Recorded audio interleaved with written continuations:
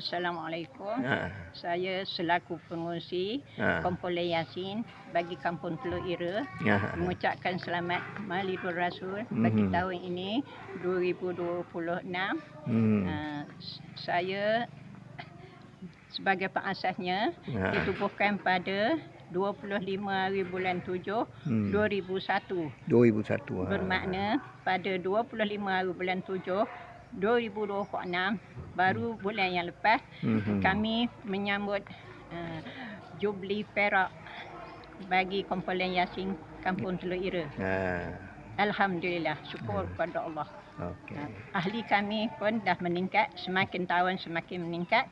Sekarang ini lebih kurang 35 orang ahli. Alhamdulillah. Saya sangat-sangat bersyukur dan berterima kasih kepada semua ahli yang menjayakan sambutan hari Jubli Perak yang diadakan di rumah saya sendiri. Terima kasih banyak-banyak. Antara program yang kami adakan semenjak ditubuhkan ialah program baca Yasin rumah ke rumah, program baca Yasin apabila ada kematian, program berselawat dan muhabban apabila menyambut Maulidur Rasul tiap-tiap tahun, dan juga kami adakan hadiah-hadiah bagi yang tertentu sahaja.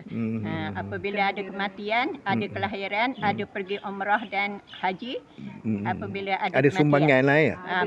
Itu perkembangannya.